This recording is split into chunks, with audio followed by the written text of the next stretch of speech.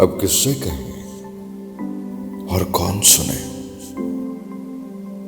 अब किससे कहें और कौन सुने जो हाल तुम्हारे बाद हुआ।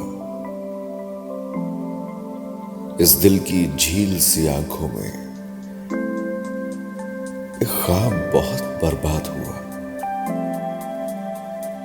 ये हिजरो हवा भी दुश्मन है इस नाम के सारे रंगों की। वो नाम जो मेरे होंठों पर खुशबू की तरह आबाद हुआ। इस शहर में कितने चेहरे थे,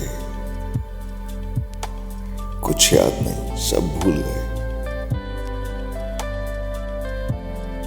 इस शहर में कितने चेहरे थे, कुछ याद नहीं, सब भूल गए। एक शख्स किताबों जैसा था,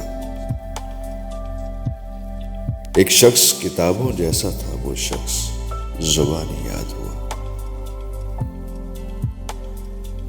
वो अपने गांव की गलियां थी, दिल जिनमें नाचता गाता था। वो अपने गांव की गलियां थी, दिल जिनमें नाचता गाता था। अब इससे फर्क नहीं पड़ता नशाद हुआ या शाद हुआ। बेनाम सताइश रहती थी इन गहरी सांवली आंखों में।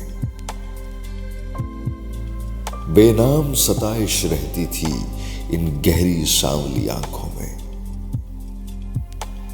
ऐसा तो कभी सोचा भी ना था, दिल अब जितना बेदाद हुआ। अब किससे कहे और कौन सुने जो हाल तुम्हारे